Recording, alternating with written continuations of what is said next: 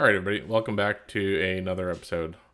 Today we're going to talk about some of the hidden fees that you'll find when you start building websites or any sort of, like paid branding things for your company. These are some things that I've come across over the years that people do not think of when they get into, this realm of the world. So, just some things to keep in mind when you're getting a designer to do some work or getting a web developer to do some work. These are things you will have to tackle at some point. First thing is a big thing is fonts. Not all fonts are free. Not all fonts are allowed for commercial usage. Not all fonts are available to use on web. Web-based fonts are pretty well available. You just gotta know where to find them. So if you're using a specific font and it's associated with your brand, just make sure you have permission to use it commercially if you're going to start selling goods with it, or it's going to come bite you in the ass at some point. That's a big one. I mean, they aren't hugely expensive, usually a couple $100 if you're paying for it.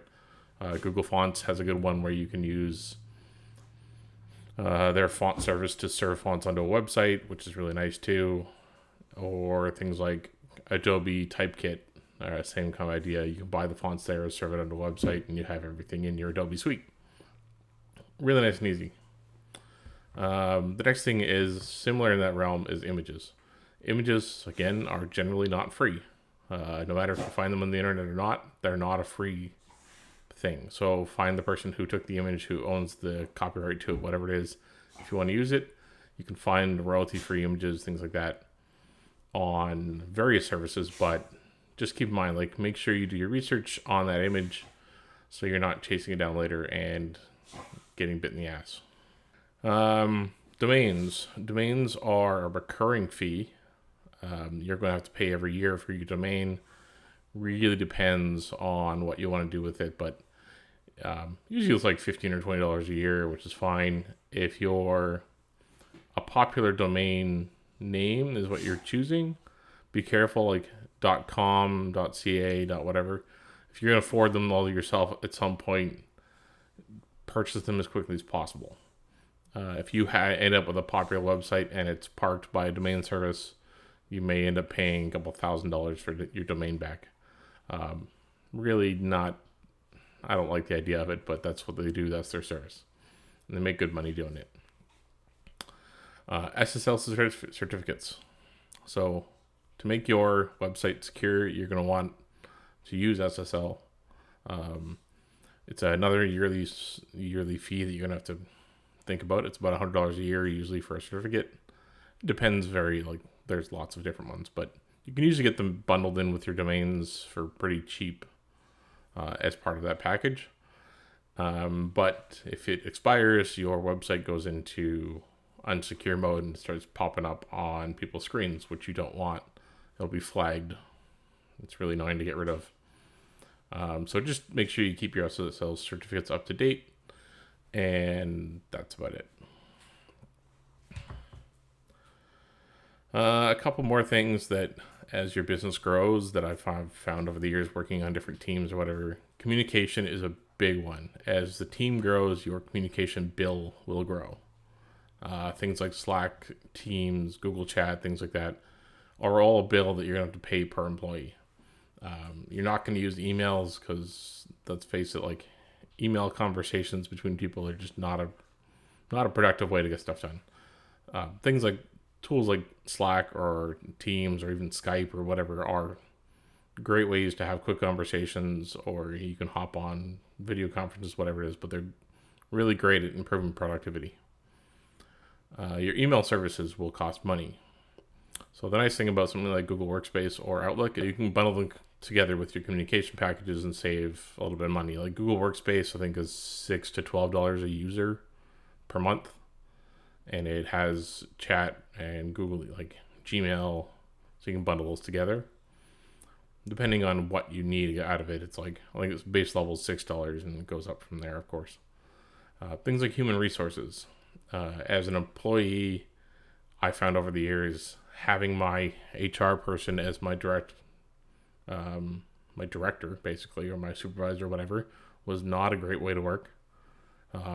You have nobody to go to that's not in that loop. Like, so if you have an argument with your boss, you can't go to them with an HR problem because they're your boss. So having a third-party service is a great way to get that out of the loop and have, I guess, a bit of a mediator or a buffer between everything so that you can handle any problems like adults. It's a nice thing. Or have somebody outside of the team as the HR person. Another great way to do it. So have somebody that isn't directly responsible for the employee as the HR person. And that's more of a, I guess, not a tool or anything. That's just to me, a great way to make your employee feel comfortable. And make sure they know who that HR person is. Like if you have an email that says hr@whatever.com, again, not going to be used effectively because they don't know where that goes and they're not going to feel comfortable emailing it if they have an issue because they're afraid of getting fired or reprimanded or whatever. So make sure it's very clear on who it is, what it is, and everything about it. It's going to save you a lot of headaches and probably a lot of turnover. Payment statements are another one. I've used a number of payment statement services over the years, but they're great to have. You don't need paper anymore. All of your tax documents are in them. All of your history of payments are in them. You can set up, like some of the ones I've seen, you can set up your direct deposit to go into different accounts if you want. And that's all on your employee to do. So on me as the employee to do. If I feel like I want to put half of my paycheck in a different account, I can set that up. Really great. I really love the flexibility of it, and it definitely helps a lot. Another one that you're going to have to, I guess, think about is health, like benefits, things like that. Probably, yeah, it's, in this day and age, it's kind of something that people look for. Definitely something people look for. Even in Canada where I live, definitely something people look for. I look for benefit packages because they go as part of the whole package. Like if your pay rate is lower and your health and employment benefits are significantly higher, then you're probably going to even out with everybody else, which makes you a candidate for me wanting to work for you. If you're, starting out and your pay rate is lower and you have no health benefits, it's going to be difficult to find a good employee because a good employee is going to get an offer from somebody else and they're going to compare it with what you've offered them, and you just can't go in and offer nothing. It's not going to be beneficial for you or them. So just keep that in mind as part of your package. It will come into play. You will want to start offering benefits as you get bigger. Anyway, any questions, as always, reach out. I'm happy to help. But these are just some things I think about or have dealt with over the years that are hidden fees as your business starts to grow, or hidden fees as you start to get into more design work, development work, outsourcing, things like that. Both as an employee, a service provider, as a freelancer. These are just a couple things that I've noticed and I thought I'd share. Anyway, thanks for listening, and we'll catch you guys later.